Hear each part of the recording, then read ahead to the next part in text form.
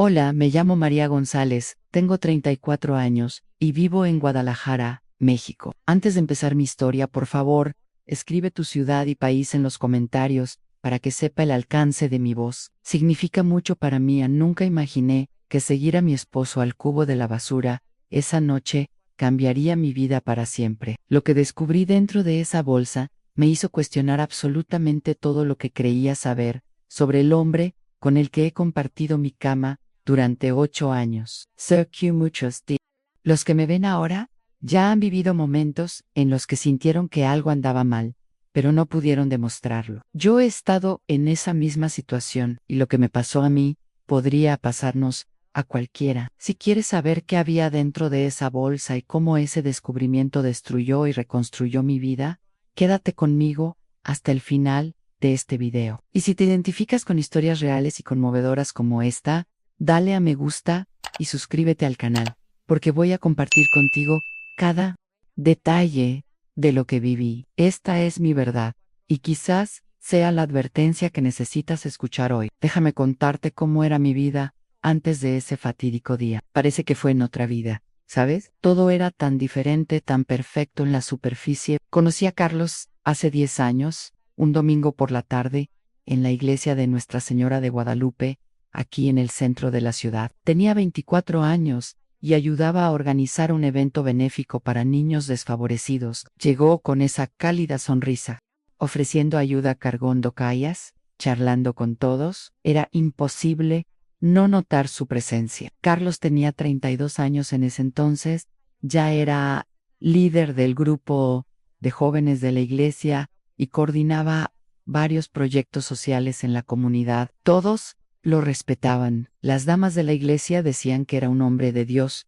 una bendición para la comunidad. Mi propia madre, cuando supo que nos estábamos conociendo, dijo a mi hija: este es el tipo de hombre con el que deberías casarte. Un hombre de fe, trabajador y respetado. Y tenía razón, o al menos eso creía yo con todo el corazón.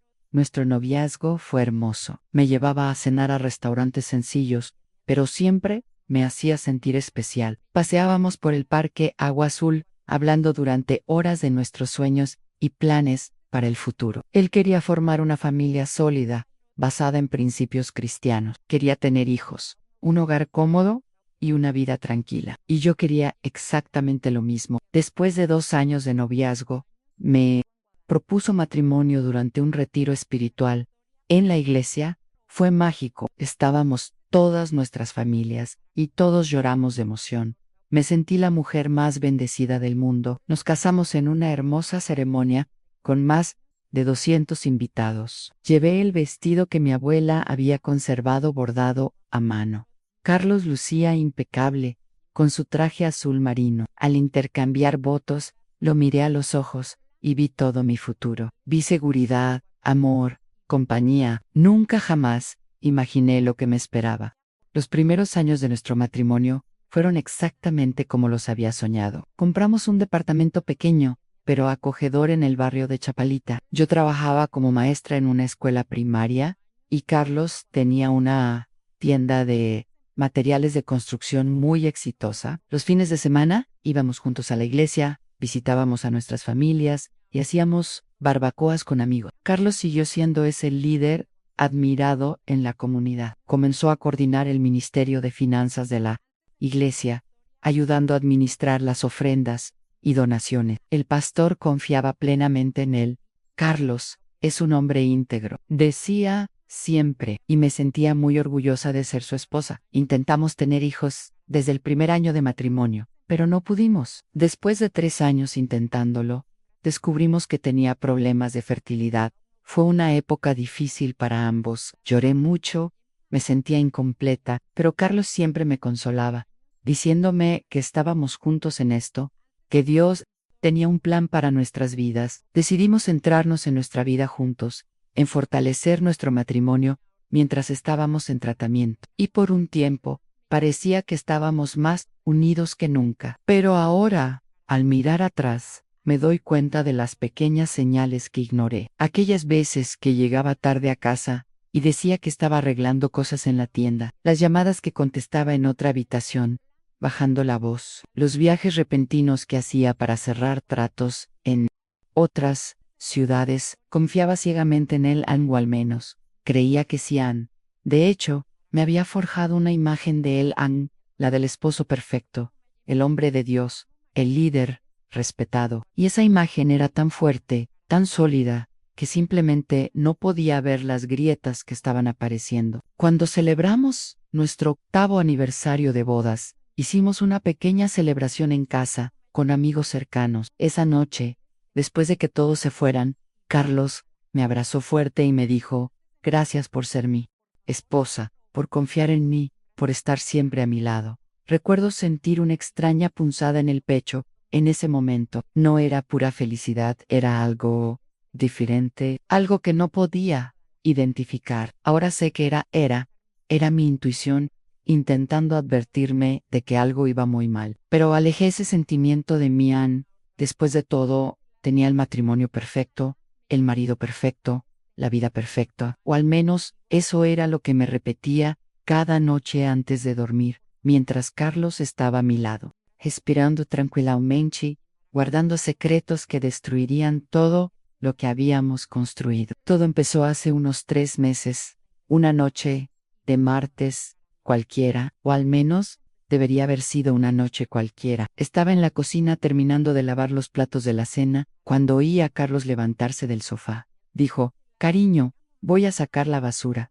Nada del otro mundo, ¿verdad? Siempre ayudaba con las tareas de la casa. Pero esta vez, algo me llamó la atención. Oí un ruido extraño que venía del pasado. Era como si arrastrara algo pesado por el suelo, un sonido apagado, como si alguien tirara de algo con esfuerzo. Me sequé las manos y fui a la sala a ver qué era. Carlos llevaba una bolsa negra grande, una de esas bolsas de lona que usamos para llevar la ropa a la tintorería, y era evidente que le costaba cargarla. Vi los músculos de su brazo tensos, la tensión en su rostro.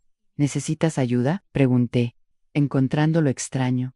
Dio un salto, como sobresaltado. No, no, no, no pasa nada. Es que, hoy recogí mucha basura, ¿sabes? Empaques, cosas pesadas. Forzó una sonrisa y se fue rápidamente. ¿Basura pesada?, pensé. ¿Qué clase de basura pesa tanto? Pero lo dejé pasar. Quizás había tirado algunos libros viejos o herramientas rotas del garaje. Pero el jueves de esa misma semana volvió a ocurrir. A la misma hora, sobre las 10 de la noche, la misma bolsa pesada, arrastrada por el pasillo, el mismo nerviosismo en sus ojos al verme mirarlo. ¿Tanta basura otra vez, Carlos?, comenté, intentando sonar casual. Sí, ya sabes cómo es. La tienda genera mucho material. Traigo algunas cosas aquí para desecharlas. Evitó mi mirada y se alejó a toda prisa. Empecé a prestar más atención, y cuanto más observaba, más extraña se volvía la situación. La semana siguiente, me di cuenta de que se había vuelto una rutina. Todos los lunes, miércoles y viernes, siempre, entre las 22:00 y las 10:30 de la noche, Carlos cogía esa bolsa negra y salía a sacar la basura. Y la bolsa siempre parecía absurdamente pesada. Vi cómo se inclinaba hacia un lado mientras la cargaba, cómo respiraba hondo antes de levantarla. Una noche, decidí investigar discretamente. Esperé a que se fuera y fui a donde guardábamos la basura doméstica. Abrí el cubo de la basura de la cocina, el del baño e incluso el del garaje. Estaban prácticamente vacíos. ¿Qué basura sacaba 3 veces por semana? Mi corazón empezó a latir con fuerza. Intenté tranquilizarme. María, te estás volviendo paranoica. Debe estar sacando cosas del garage, ordenando el espacio, no sé. Pero la sensación de que algo andaba mal no me dejaba en paz. Empecé a notar otros detalles. Carlos estaba más callado de lo habitual. A veces hablaba con él y parecía estar en otro mundo, absorto en sus pensamientos. Cuando le preguntaba: ¿está todo bien?, siempre respondía sí, solo cansado del trabajo. Pero yo conocía a mi marido. Ese no era su cansancio habitual. Una noche, fingí dormir cuando se levantó de la cama. Abrí un poco los ojos y vi por la rendija de la puerta del dormitorio. Fue directo al armario de la sala, el que casi nunca usábamos. Oí el sonido de una llave girando en la cerradura. Un momento. ¿Desde cuándo estaba cerrado ese armario? Lo oí juguetear con algo dentro, el sonido de cremalleras abriéndose y cerrándose. Luego, el arrastrar la pesada maleta por el pasillo otra vez, la puerta principal abriéndose y cerrándose con cuidado. Me levanté de la cama con el corazón acelerado. Fui al armario y intenté abrirlo. Estaba cerrado. Tiré del pomo con más fuerza. Nada. Busqué una llave de repuesto en los sitios de siempre. No encontré nada. Volví a la cama, pero no podía dormir. Me quedé mirando al techo, con la mente acelerada. ¿Qué había en ese armario? ¿Por qué lo cerraba con llave? Y lo más importante, ¿qué hacía con esa bolsa pesada 3 veces por semana, a las 10 de la noche? Al día siguiente intenté sacar el tema sutilmente durante el desayuno. Cariño, has estado muy ocupada. Últimamente, va todo bien en trabajo. ¿Sí?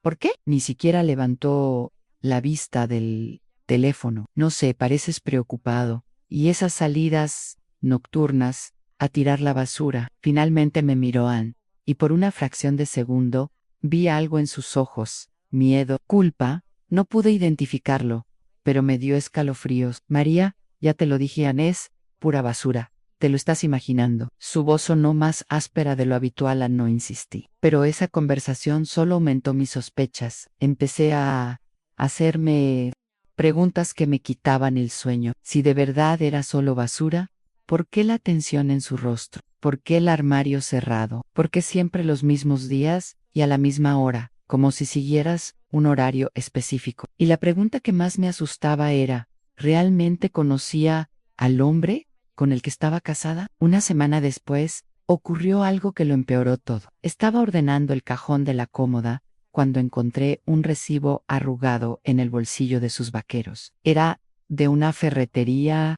Había comprado una pala, guantes de jardinería y una linterna potente. Fecha: nacía 3 semanas. No tenemos jardín. Nuestro apartamento solo tiene un pequeño balcón con macetas. ¿Para qué necesitaría una pala? Guardé el recibo con manos temblorosas y no dije nada. Pero desde ese momento, supe que necesitaba descubrir la verdad, por muy aterradora que fuera, porque cuanto más observaba, más me daba cuenta. A mi marido escondía algo grande, algo que llevaba en esa pesada bolsa 3 veces por semana, siempre a la misma hora, siempre con esa mirada tensa y distante. Y tuve esa terrible sensación de que cuando descubriera lo que era, mi vida nunca volvería a ser la misma. No tienes idea de la guerra que libré en mi cabeza durante esa semana. Era como si hubiera 2 Marías dentro de mí, luchando constantemente. Una María dijo: ha sido tu esposo durante 8 años. Es un líder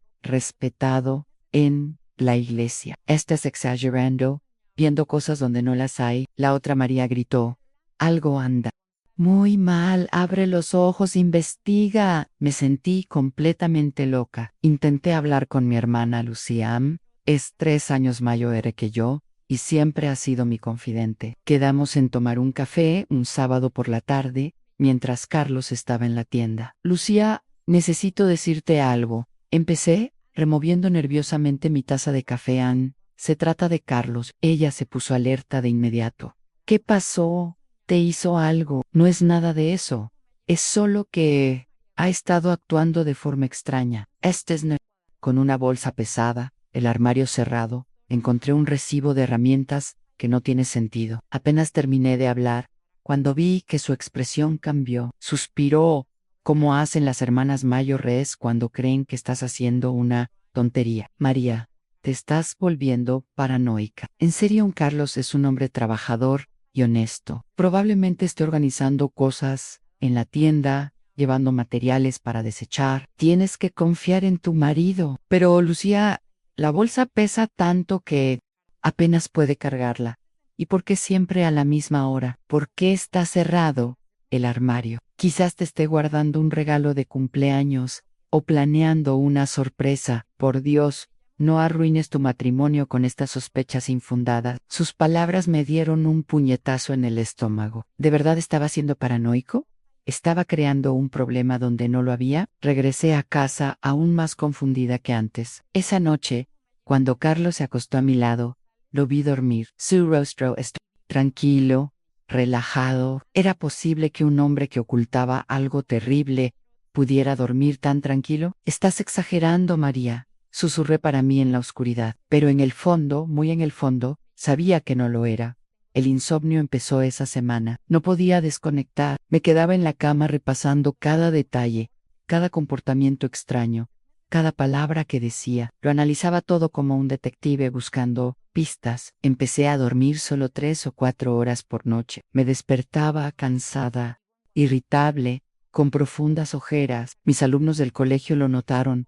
Maestra María, ¿está bien?, me preguntó una niña de 7 años, con ojos preocupados. Sí, querida, solo estoy un poco cansada.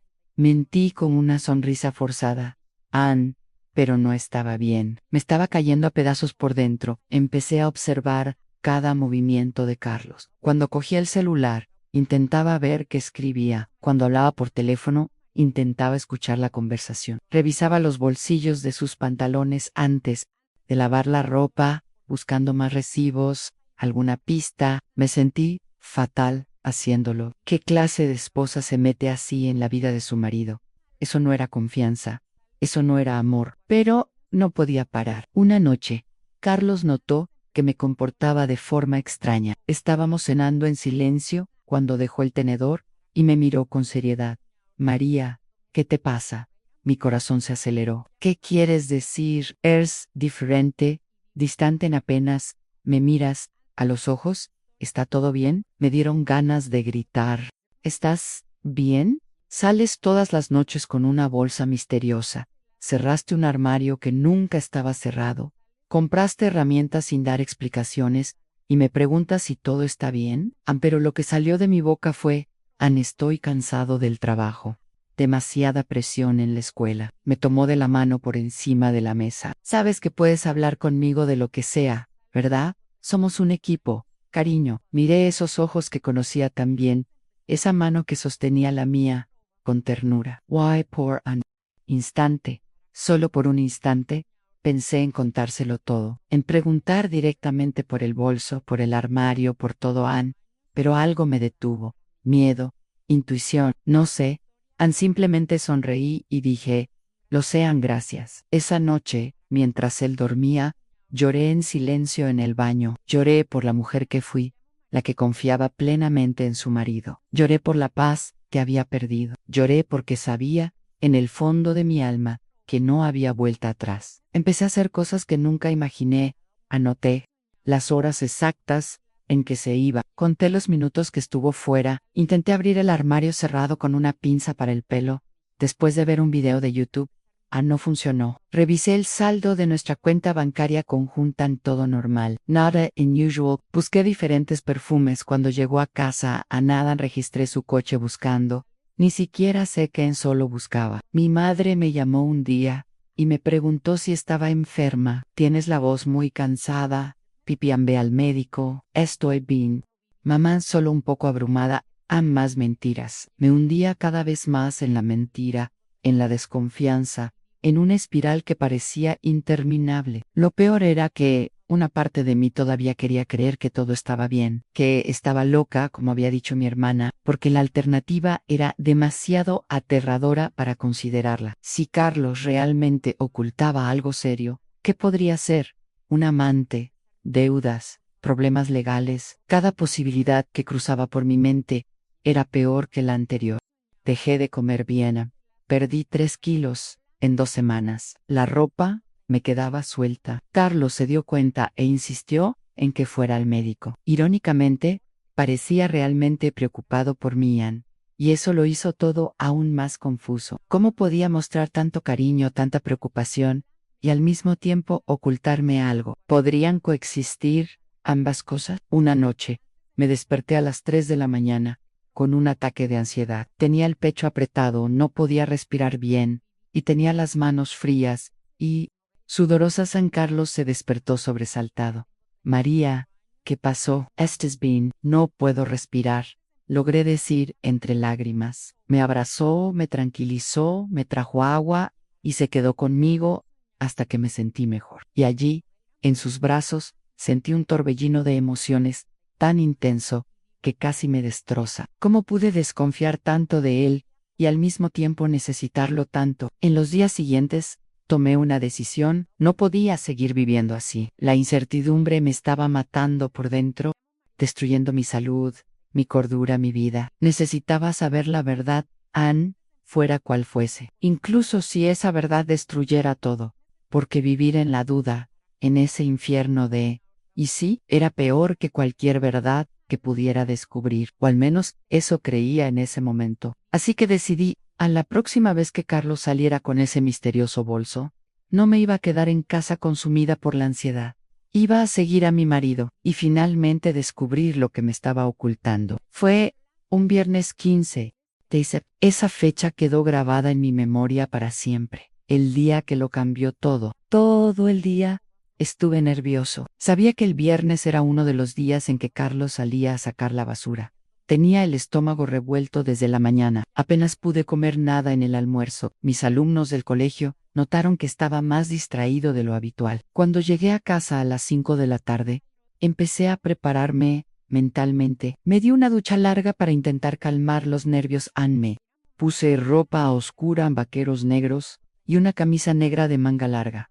Algo me decía que necesitaba pasar desapercibida. Carlos llegó a las 7, como siempre. Cenamos juntos. Me contó sobre su día en la tienda, sobre un cliente difícil que habían tenido. Intenté prestar atención, pero mi mente estaba concentrada en lo que vendría después. ¿De verdad podría hacerlo? ¿Seguir a mi propio marido como una espía? Apenas tocaste tu comida, comentó mirando mi plato todavía lleno. No, tengo mucha hambre, respondí, forzando una sonrisa. Creo que el calor me ha quitado el apetito. Aceptó la explicación. Vimos la televisión un rato, estaban dando una telenovela, pero yo no prestaba atención a nada. Tenía la vista fija en el reloj de la pared. Las 9:30 de la noche, a las 9:45 de la noche, a las 10 de la noche a las 22:15 horas, fingí un bostezo exagerado. Cariño, estoy agotada, me voy a dormir temprano esta noche. Está bien, me quedaré aquí un rato más. Y luego me iré también, dijo sin apartar la vista del televisor. Fui a la habitación, con él, corazón, latiéndome, con fuerza. Dejé la puerta entreabierta, solo una rendija por la que podía echar un vistazo. Puse una almohada debajo de la manta, para que pareciera que alguien yacía allí. Un detalle ridículo de película, lo sé, pero en ese momento no pensaba con claridad. Me quedé de pie detrás de la puerta, todavía vestido, con mi pequeño bolso lleno de llaves del coche, el móvil y una linterna pequeña.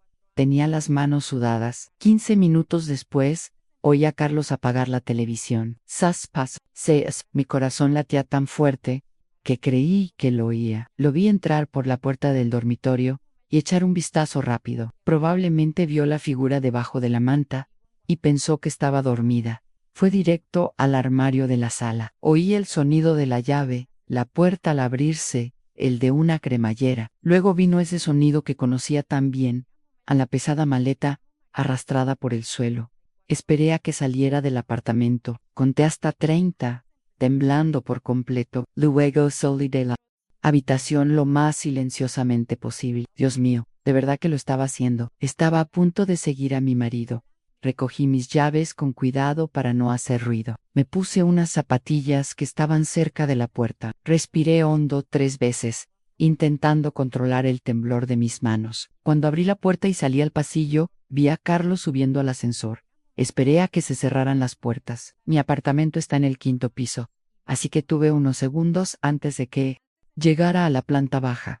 Corrí hacia las escaleras. Bajé los 5 tramos corriendo lo más rápido que pude sin hacer ruido, con el corazón latiéndome con fuerza. Al llegar a la planta baja, me asomé por la puerta de cristal que daba al estacionamiento. Vi a Carlos caminando hacia su coche, arrastrando esa maldita bolsa negra. Incluso de lejos, se notaba el esfuerzo que hacía para cargarla. ¿Qué había dentro?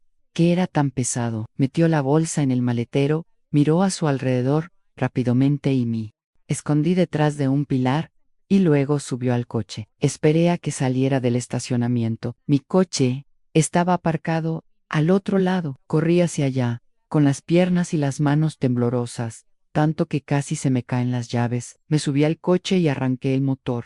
Tú puedes. María necesita saber la verdad. Me repetía como un mantra. Vi las luces traseras de su coche girando a la derecha a la salida del condominio. Esperé unos segundos y lo seguí, manteniendo la distancia. Gracias a Dios. El tráfico era moderado a esa hora. No tan vacío como para que se diera cuenta fácilmente de que lo seguían, pero tampoco tan denso como para perderlo de vista. Respiraba aceleradamente. Apretaba el volante con tanta fuerza que mis dedos se pusieron blancos. Cada vez que se detenía en un semáforo, me mantenía unos cuantos coches atrás, rezando para que no me reconociera por el retrovisor.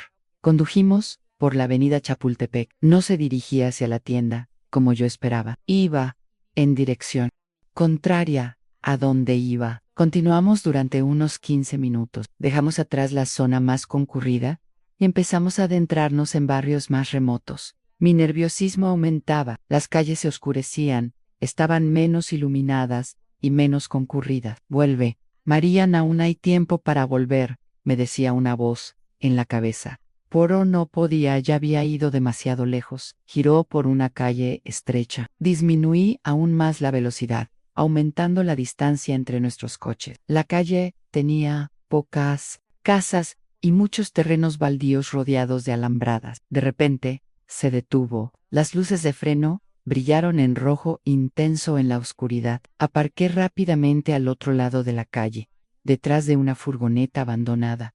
Apagué el motor y las luces. Mi corazón latía tan rápido que me sentí mareada. Respire hondo. Intentando calmarme, por la ventana, vi a Carlos salir del coche. Miró a su alrededor para comprobar si estaba solo. Me dejé caer en el banco, con todo el cuerpo tenso. Contias 10 y me levanté lentamente, lo justo para echar un vistazo. Carlos abrió el maletero. Incluso con la tenue luz de la calle, lo vi jalar esa pesada bolsa. Esta vez pude apreciar mejor el esfuerzo que hacía. Fuera lo que fuese lo que había dentro, era realmente muy pesado. Miró a su alrededor una vez más y empezó a caminar hacia un terreno baldío, rodeado por una cerca de alambre, parcialmente derrumbada. Llevaba la bolsa con ambas manos, con el cuerpo inclinado hacia adelante. Por el peso esperé a que se alejara un poco. Entonces, con las piernas temblorosas, abrí la puerta del coche lo más silenciosamente posible. El aire de la noche era frío, o tal vez era solo el miedo que me helaba la piel. Empecé a seguirlo, manteniendo la distancia, caminando con cuidado para no hacer ruido. Respiraba tan agitadamente que intenté taparme la boca con la mano. Cada sonido parecía amplificado en la noche silenciosa. Lo vi entrar al terreno baldío por una abertura en la cerca. Esperé unos segundos, pegado a la pared de un edificio abandonado de al lado. Sentía el móvil en el bolsillo como si pesara 1 tonelada. ¿Debería llamar a alguien? ¿A la policía? ¿A mi hermana? ¿Pero a quién podía llamar? ¿Qué podía decirle? ¿Que mi esposo estaba en un terreno baldío con una bolsa pesada? Eso no era un delito. Todavía no respiré hondo y me acerqué a la valla. A través de los huecos de la malla metálica, pude ver. Carlos estaba en medio del campo. Había dejado su mochila. Recogió algo escondido entre unos escombros. Era una pala. La había comprado hacía semanas, la que había visto en el recibo. Y entonces, bajo la tenue luz de una farola lejana, vi a mi marido empezar a cavar. Cavar, Enyuen, y yo, en mitad de la noche Han, en un terreno baldío. En ese momento, mi mundo se detuvo. Casi me fallan las piernas. Me agarré a la valla para no caer. ¿Qué estaba haciendo? ¿Qué iba a enterrar allí? Y la pregunta más aterradora de todas, ¿qué había dentro de esa bolsa? Chicos, nunca había sentido tanto miedo en mi vida. No era solo miedo a lo que pudiera descubrir, era miedo físico, miedo visceral, de esos que te paralizan el cuerpo y te hacen cuestionar cada decisión que has tomado. Ali estaba yo, sola, en un barrio desconocido, en mitad de la noche, escondida detrás de una valla oxidada, viendo a mi marido cavar un hoyo en un terreno abandonado. Si alguien me hubiera contado esta historia hace un año, jamás la habría creído. Eso solo pasa en las películas, habría dicho. Pero ahí, yo, viviendo exactamente eso. Carlos cavó con determinación. Cada golpe de pala en la tierra producía un sonido sordo que resonaba en el silencio de la noche. Podía ver el movimiento de sus músculos, el sudor que empezaba a manchar su camisa, incluso en el frío aire nocturno. ¿Cuánto tiempo estuve allí paralizado? Observando. 5 minutos. 10. Perdí la cuenta. Mi cuerpo estaba en modo supervivencia. Cada célula de mi cuerpo gritaba que corriera, pero tenía los pies pegados al suelo en él. Agujero se hacía cada vez más profundo. Carlos se detuvo varias veces para secarse el sudor de la cara y respirar hondo. Estaba concentrado, como si lo hiciera a menudo, como si supiera exactamente lo que hacía. Y entonces lo comprendí, sabía exactamente lo que hacía. No era la primera vez, esas salidas 3 veces por semana. Dios mío, cuántas veces había venido, cuántos hoyos había cavado. Mi mente empezó a dar vueltas sin control, creando escenarios cada vez más aterradores. ¿Un cadáver? ¿Habría un cadáver en esa bolsa? ¿Era por eso que pesaba tanto? No, no, no. Carlos era un clérigo, un líder respetado. No sería capaz de... ¿O sí? ¿Cuántas veces vemos en las noticias, los vecinos dicen que era una persona normal y educada? Nunca lo hubiéramos imaginado. ¿Cuántas veces el monstruo vive al lado y nadie se da cuenta? Me temblaban tanto las piernas que tuve que apoyarme en la valla. El metal frío y oxidado me cortó la palma de la mano, pero apenas sentí dolor. Estaba en shock. Carlos finalmente dejó de cavar. Observó el agujero, evaluando si era lo suficientemente profundo. Luego se volvió hacia la bolsa. Mi corazón se paró por un instante. Fue el momento. Por fin iba a ver qué había dentro. Se agachó, agarró la bolsa por las asas y la arrastró hasta el borde del agujero. La abrió. Me obligué a mirar, aunque cada fibra de mi ser quería cerrar los ojos. Horror. Quería estar en cualquier lugar, menos allí. Pero no era un cuerpo, eran cosas, objetos. Empezó a sacarlos de su bolso y a tirarlos al agujero. La distancia y la tenue luz me impidieron ver exactamente qué eran esos objetos. Parecía una caja, un paquete, algo envuelto en tela oscura. Vació la bolsa por completo. Tardó unos 5 minutos. Luego volvió a tomar la pala y empezó a tapar el agujero con tierra. Necesitaba acercarme. Necesitaba ver mejor qué eran, pero ¿cómo? Si me veía, ¿qué pasaría? ¿Se convertiría mi esposo, el hombre que amaba, en una amenaza para mí en ese momento?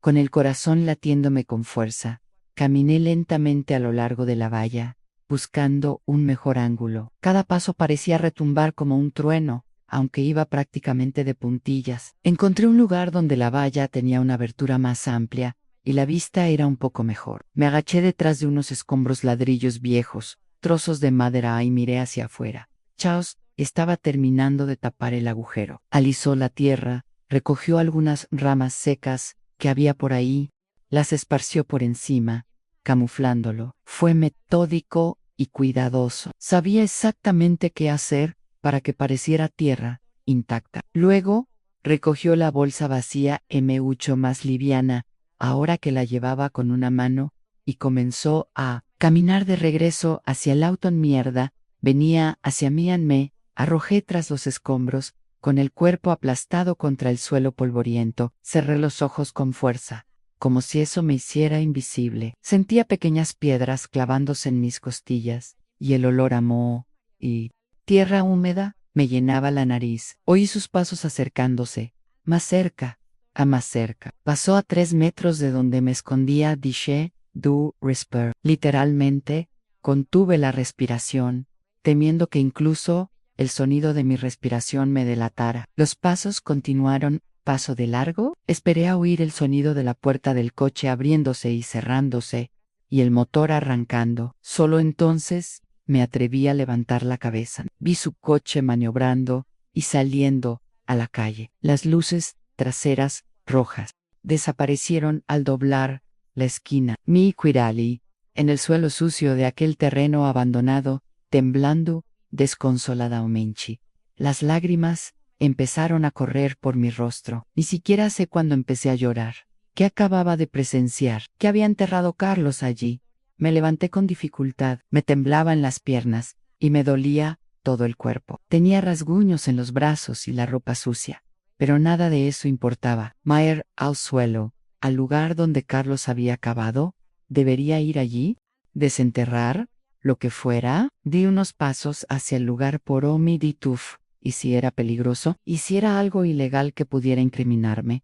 ¿Y si Carlos volvía y me pillaba allí? No, necesitaba pensar. Necesitaba un plan. Corrí de vuelta a mi coche mirando atrás, a cada instante temerosa de volver a ver sus luces. Subí, cerré las puertas, y me quedé allí sentada, temblando, intentando procesar todo lo que acababa de ver. Agarré mi celular, me temblaban tanto las manos, que casi se me cae.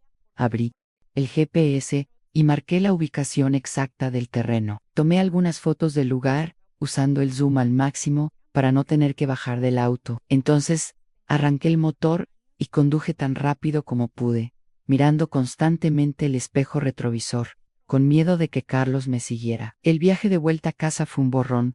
No recuerdo ni la mitad del trayecto. Mi piloto automático tomó el control mientras mi mente intentaba procesarlo todo. Cuando llegué al condominio era casi mediano. El coche de Carlos ya estaba aparcado. Había llegado antes que yo. Aparqué, apagué el motor y me quedé allí sentado unos minutos. Necesitaba calmarme, limpiarme la cara, intentar parecer normal. No podía dejar que supiera que lo había seguido. Miré por el retrovisor. Dios mío, qué aspecto tenía. El pelo revuelto, la cara sucia de tierra y lágrimas, los ojos rojos e hinchados. Saqué unos pañuelos de mi bolso e intenté limpiarme lo mejor que pude. Mi atuendo era un desastre, pero no había forma de cambio. Me quité la camisa negra que llevaba encima debajo, llevaba una camiseta de tirantes, clar, y la tiré al asiento trasero. Intenté quitarme la suciedad de los pantalones. No estaba perfecto, pero tenía que servir. Respiré hondo 3 veces. Puedes, María, sube, dúchate y duérmete. Ya puedes pensar en qué hacer mañana. Salí del coche y me dirigí al ascensor. Todavía me temblaba todo el cuerpo. Al llegar a nuestro piso, me detuve frente a la puerta del apartamento. Tenía la mano en el pomo. Al otro lado de esa puerta estaba mi esposo, el hombre que amaban, el hombre que creía conocer, el hombre que acababa de enterrar algo en un terreno abandonado en plena noche. Giré el pomo de la puerta lentamente y entré. Carlos estaba en la sala, sentado en el sofá, viendo la televisión como si nada, como si no acabara de regresar de un terreno abandonado donde enterró una bolsa llena de que todavía no lo sabía con exactitud. Hola, cariño, dijo al verme, con esa sonrisa despreocupada. Creí que estabas durmiendo, tenía la garganta seca. Desperté con sed. Fui a la cocina a no sospechó nada. ¿Por qué iba a hacerlo? Yo era su esposa de confianza, la que nunca cuestionaba nada, la que siempre creía todo lo que decía. Voy a ducharme, alcancé a decir, y prácticamente corrí al baño. Cerré la puerta con llave, abrí la ducha y me desplomé. Lloré en silencio bajo el agua caliente, dejando que me quitara la suciedad, el sudor, el miedo. Pero no podía quitarme la imagen de la cabeza An Carlos cavando ese hoyo, metódico, experimentado, como si lo hubiera hecho decenas de veces. No dormí esa noche. Me quedé a su lado, rígida, escuchando su respiración tranquila, mientras mi mente daba vueltas. Necesitaba volver a ese lugar. Necesitaba ver lo que había enterrado. Pero ¿cómo? ¿Cuándo? Amaneció el sábado, y estaba agotada, pero sabía lo que tenía que hacer. Carlos dijo que pasaría el día en la tienda, haciendo inventario imperfecto. En cuanto se fue, agarré las llaves del coche, una pala pequeña que guardábamos en el garaje, guantes de jardinería y una linterna. Me latía el corazón con fuerza. ¿De verdad estaba haciendo esto? ¿Iba a desenterrar lo que mi marido había escondido? El viaje al sitio durante el día fue diferente. Pude ver mejor la zona. Era un barrio periférico, algo abandonado, con varios edificios sin terminar. El tipo de lugar donde nadie pregunta, donde nadie se fija en nada. Aparqué a unas cuadras de distancia. No quería llamar la atención en mí. Puse una gorra y unas gafas de sol. Un disfraz ridículo, lo sé, pero me hacía sentir mínimamente protegida. Caminé hacia el terreno. Sentí que el corazón se me salía del pecho. Miré a mi alrededor, no había nadie. Entré por la misma abertura de la cerca por la que había entrado Carlos. Allí estaba el lugar donde había cavado. La tierra removida se notaba de cerca, a pesar de las ramas que había extendido para camuflarla. Me arrodillé. Me temblaban tanto las manos que apenas podía sostener la pala. Empecé a cavar. La tierra estaba blanda, fácil de remover. Carlos no la había enterrado muy profundo, probablemente porque la bolsa era demasiado pesada para llevarla a un hoyo más profundo. Con cada palada, mi nerviosismo aumentaba. ¿Qué iba a encontrar? Una parte de mí aún esperaba que fuera algo inocente. Viejos documentos de la tienda, objetos sin valor, que él descartaba extrañamente, por alguna razón, que tendría sentido cuando le explicara. Pero en el fondo sabía que no era nada de eso. La pala golpeó algo sólido. Ensémelo la sangre. Quité la tierra con las manos, usando guantes. Era una tela oscura envuelta alrededor de algo. Tiré con cuidado. Era pesada, muy pesada. Coloqué el paquete junto al agujero y comencé a desenredarlo con manos temblorosas. Entonces vi dinero, fajos y fajos de dinero, billetes de 500 pesos, envueltos con ligas en docenas, quizás cientos. ¿Cuánto dinero era? Miles, cientos de miles de pesos. Pero eso no fue todo. Tenía una caja de metal al labri. Dentro había joyas, anillos, pulseras, pendientes. No eran joyas baratas, eran joyas auténticas, de oro, con piedras que brillaban incluso a la luz del día. Mi cerebro intentaba procesarlo. ¿De dónde había sacado Carlos todo ese dinero, esas joyas? ¿Estaba robando, traficando drogas? ¿Qué? Seguí buscando. Había sobres. Abrí uno en documentos en escrituras de propiedad. No estaban a su nombre, ni a mí, pertenecían a otras personas. Y entonces vi algo que hizo que mi mundo se derrumbara por completo. Un collar, un delicado collar de oro, con un colgante de cruz, con incrustaciones de pequeños diamantes. Reconocí ese collar. Mi visión empezó a nublarse. No, no podía ser. Cogí el collar con manos temblorosas, le di la vuelta al colgante. En la parte de atrás había una pequeña inscripción. Leí las letras que ya conocía. Para Teresa, con cariño, mamá Torisa, Torisa Jaumírez, el tesorero de nuestra iglesia, la mujer que había desaparecido hacía 2 meses.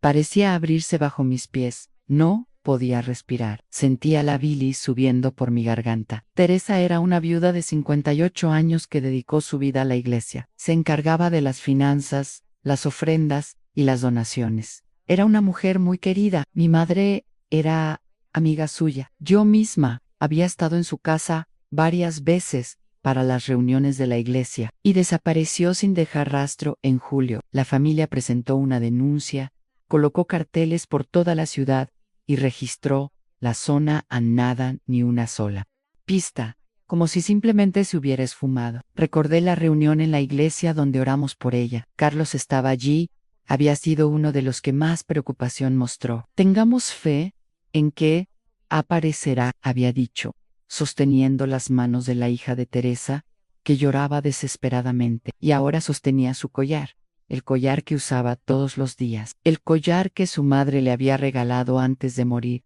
y que juró no quitarse jamás. Este collar fue enterrado en un terreno abandonado, junto con todo ese dinero y esas joyas, enterradas por mi marido. Las piezas comenzaron a encajar en mi cabeza como un macabro rompecabezas. Carlos coordinaba el Ministerio de Finanzas de la iglesia junto con Teresa. Tenía acceso a todo, las ofrendas, las donaciones, las cuentas. ¿Y si Dios mío? ¿Y si estaba robando en la iglesia? ¿Y si Teresa se hubiera enterado? ¿Y si lo hubiera confrontado? No, no, no. Repetí en voz alta, negando con la cabeza. No podría, pero la evidencia estaba ahí, frente a mí y en mi mano. Volví a mirar la absurda cantidad de dinero, las joyas, los documentos. No era solo un robo, fue planeado, sistemático. ¿Cuánto tiempo llevaba haciendo esto? ¿Y Teresa?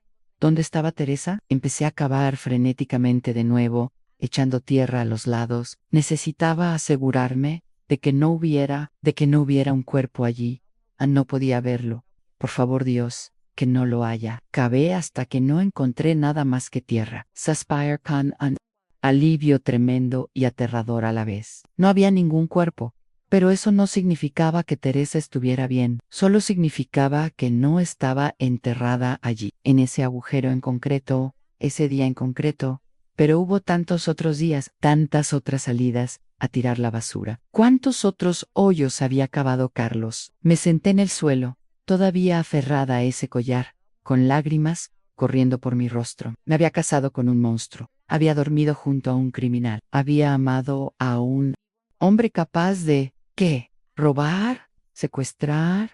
¿Asesinar? Ya no sabía que era real. Los 8 años de matrimonio parecían una mentira gigantesca. ¿Quién era este hombre? ¿Lo había conocido realmente alguna vez? Agarré mi teléfono y le tomé fotos a todo. El dinero, las joyas, los documentos, el collar. Me temblaban tanto las manos que varias fotos salieron borrosas, pero no importaba. Ann tenía pruebas. Así que, con el corazón roto, volví a meterlo todo en la tela, lo envolví, lo metí en el agujero y lo cubrí con tierra. Alicé la superficie y volví a colocar las ramas. Dejé todo exactamente como estaba. Solo conservé una cosa, el collar de Teresa. Lo guardé en el fondo de mi bolso, envuelto en un pañuelo. Era la prueba que necesitaba, la prueba de que mi marido era un criminal, la prueba de que la mujer que todo el pueblo buscaba había sido su víctima. Salí tambaleándome de ese campo, con la vista nublada por las lágrimas. Subí al coche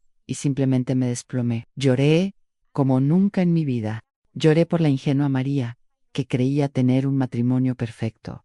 Lloré por Teresa y su familia. Lloré por mi vida, que acababa de derrumbarse por completo. Cuando por fin logré recuperar la compostura para conducir, solo tenía una certeza: a mi vida había cambiado para siempre en ese momento. No había vuelta atrás. Ya no podía fingir que no lo sabía. Ann sabía la verdad, y ahora necesitaba decidir qué hacer con ella. No dormí esa noche después del enfrentamiento. ¿Cómo podría? Me quedé despierta, sentada en la cama de la habitación de invitados, abrazada a mis rodillas, esperando el amanecer. Cada sonido en la casa me sobresaltaba. Intentaría detenerme. ¿Corría peligro? Cuando Lucía llegó a las 8 de la mañana, yo ya estaba lista, con una maleta pequeña. No sabía si volvería a esa casa. Ya no sabía nada. La comisaría era un edificio frío y gris, que olía a café rancio y papel.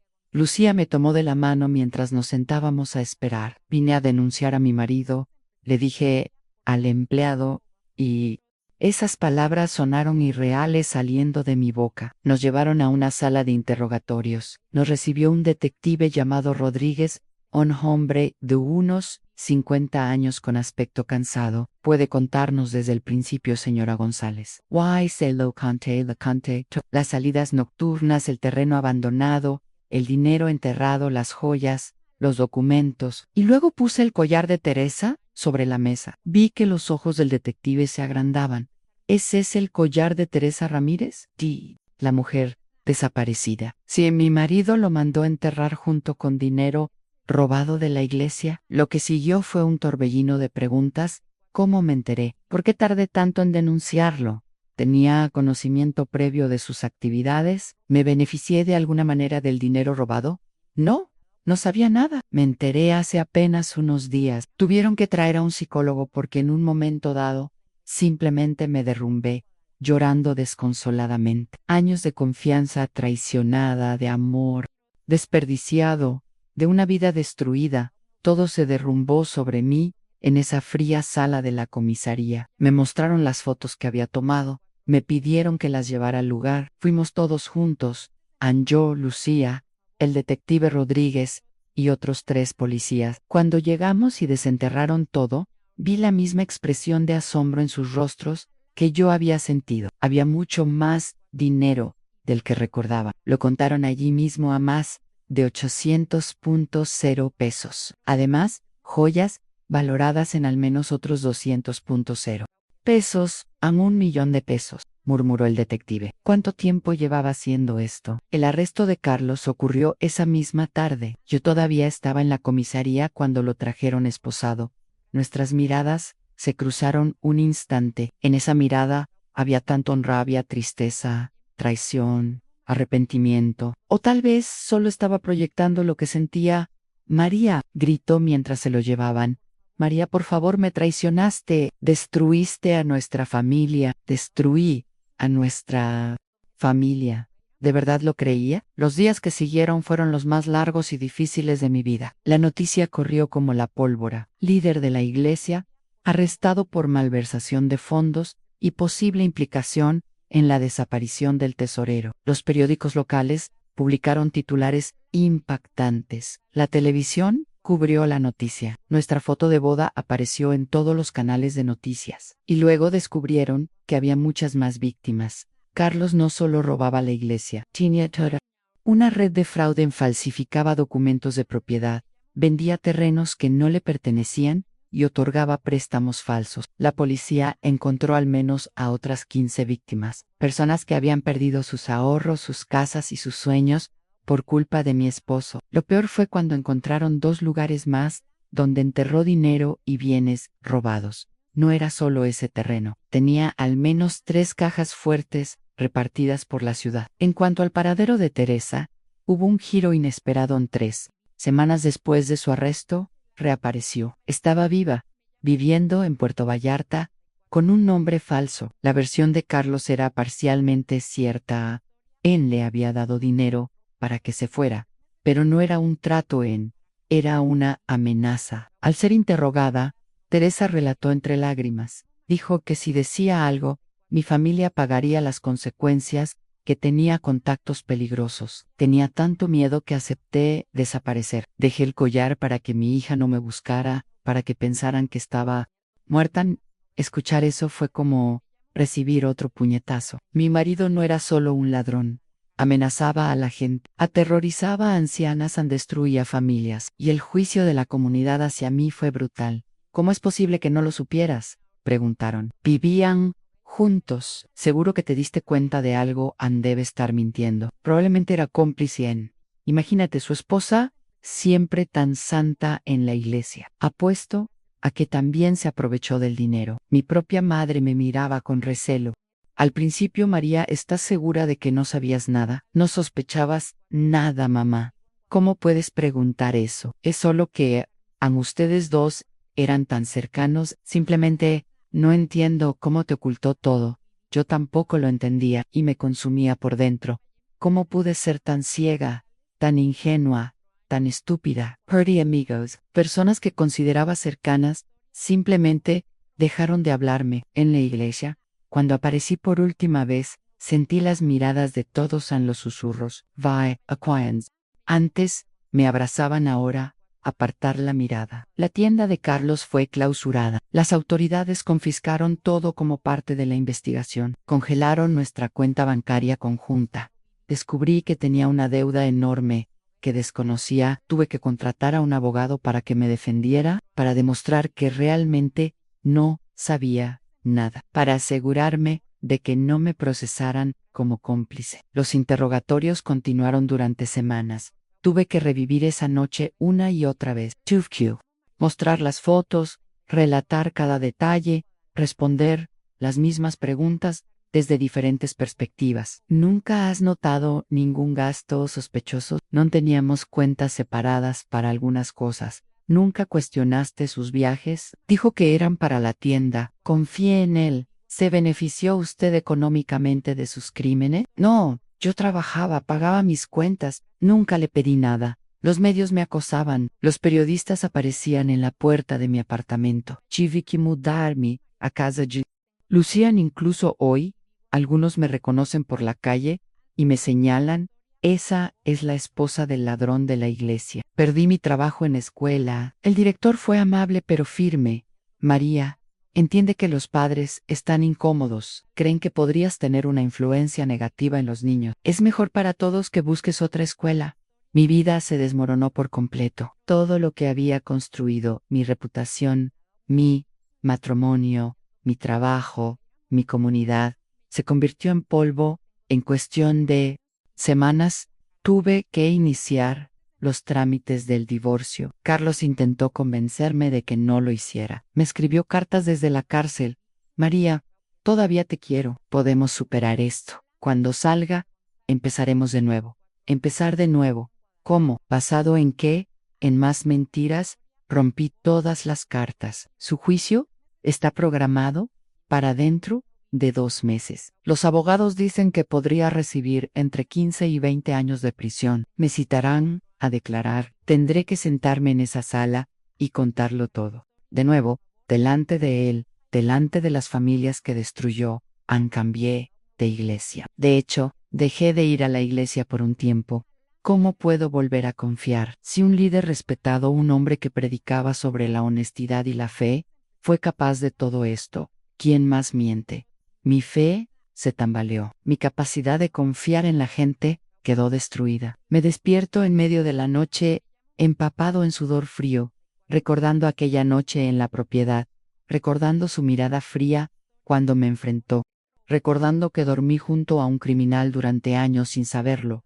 Empecé terapia. Mi terapeuta dice que tengo síntomas de estrés postraumático, que necesito tiempo para procesarlo todo, que no es culpa mía que no me haya dado cuenta. La gente como Carlos es experta en manipulación, pero el conocimiento intelectual no borra la culpa que siento, la vergüenza, la sensación de haber sido un completo idiota. Tuve que empezar de cero. Un nuevo apartamento pequeño que comparto con Lucián, un nuevo trabajo en una escuela al otro lado de la ciudad, donde nadie me conoce, una nueva rutina, una nueva vida, una vida que nunca elegí, una vida impuesta por las acciones de un hombre que juró amarme y protegerme, pero que en realidad solo me usó como fachada para sus crímenes. Hoy, 1 año y 3 meses después de aquella noche que lo cambió todo, sigo recuperándome. No voy a mentir diciendo que todo está bien, porque no es así. Algunas heridas tardan mucho en sanar, otras nunca sanan del todo.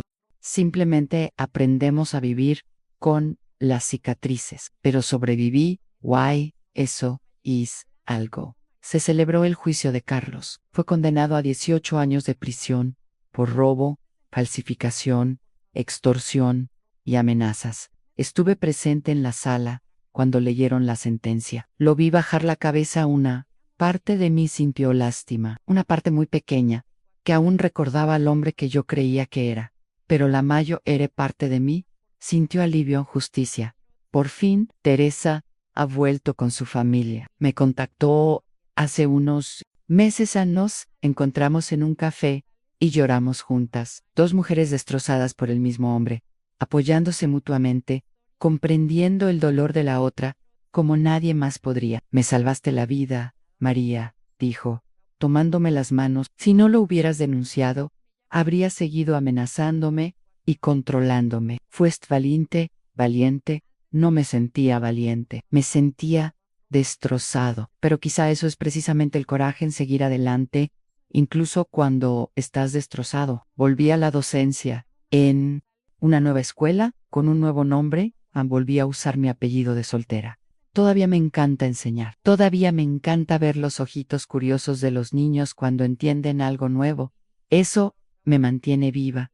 Me da un propósito. También volví a la iglesia, pero a una comunidad diferente, más pequeña, más acogedora. Me llevó tiempo recuperar la confianza, poder sentarme en una banca y escuchar sobre la fe sin enojarme. Pero poco a poco, estoy reconstruyendo mi relación con Dios. Me di cuenta de que Dios no me traicionó, sino Carlos. Son cosas distintas, y aprendí lecciones que jamás olvidaré, lecciones que pueden salvar a otras mujeres de pasar por lo que yo pasé. Primero, confía en tus instintos, esa sensación de mariposas en el estómago, esa voz interior que te dice que algo anda mal, existe por algo. Lo sentí durante meses e intenté ignorarlo, racionalizarlo, convencerme de que estaba siendo paranoica. Nunca más volveré a ignorar mi intuición. Si algo parece estar mal, probablemente lo esté, no importa cuán confiable,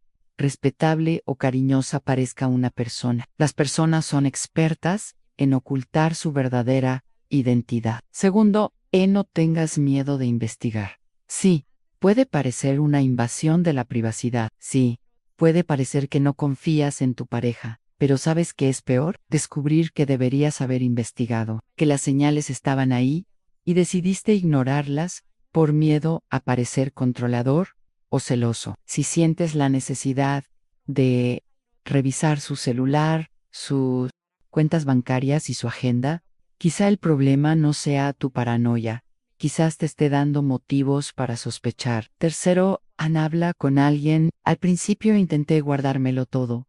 Para mí, mi esencia loca cuestionaba mi propia percepción. Si hubiera hablado con alguien antes, tal vez habría tenido el valor de investigar antes. No te aísles con tus dudas y miedos. En cuarto lugar, y quizás lo más importante a veces, la persona que duerme a nuestro lado es un completo desconocido. Mi case. Carlos Dan compartí mi vida, mi hogar y mi cama con él durante 8 años, y no lo conocía en realidad, no, tenía toda una vida oculta para mí. En esto le puede pasar a cualquiera. No es porque seas estúpido, ingenuo o débil, es porque hay gente en el mundo que es increíblemente buena mintiendo, manipulando y creando fachadas perfectas. Y cuando descubres la verdad, no es tu culpa, nunca fue tu culpa. La culpa siempre recae en quien mintió, en quien traicionó la confianza. Quinto, sobrevivirás. Sir Q. Cuando estás en medio de la tormenta, parece imposible. Parece que tu vida se ha acabado. Yo mismo pensé que no lo lograría. Hubo noches en las que no quería despertar al día siguiente, días en los que el dolor era tan intenso que apenas podía respirar, pero sobrevivirás. Día tras día, despertarás y darás otro paso, y un día te darás cuenta de que respiras con más facilidad, de que el dolor ya no es tan agudo, de que estás reconstruyendo, ladrillo a ladrillo, una nueva vida, una vida auténtica, una vida donde no vivas una mentira, una vida donde seas más fuerte porque ya has pasado por lo peor y has sobrevivido. Hoy estoy aquí, al otro lado de esta historia, contándoselo todo.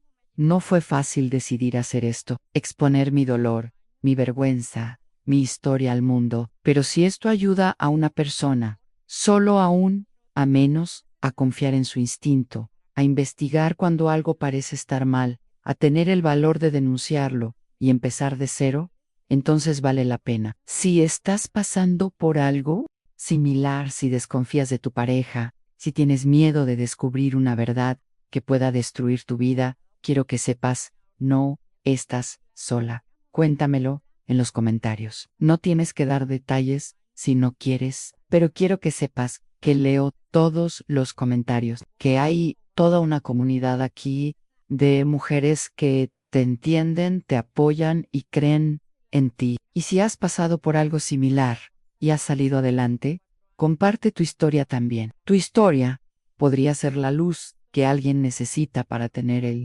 coraje de dar el siguiente paso. No voy a decir que todo estará bien de inmediato. Sería mentira, pero mejorará. Te prometo que mejorará. Hace un año estaba destrozada. Hoy estoy reconstruida, diferente, sí, marcada, sí, pero más fuerte, más sabia, más yo misma que nunca. Si yo pude hacerlo, tú también puedes. Antes, Diort. Si esta historia te conmovió de alguna manera, si sentiste que necesitabas escucharla hoy, dale a me gusta abajo. Esto ayudará a otras mujeres que necesitan este mensaje. O encontrar este video y suscríbete al canal. Seguiré contando historias reales, historias de superación, historias que necesitan ser contadas, porque cuanto más hablamos de ellas, menos poder tienen estas situaciones sobre nosotros. Nos vemos en el próximo video. Y recuerda, eres más fuerte de lo que crees. Confía en ti mismo. Siempre un fuerte abrazo de alguien que comprende, de alguien que sobrevivió, de alguien que está aquí diciendo, tú también sobrevivirás. Hasta la próxima. Gracias por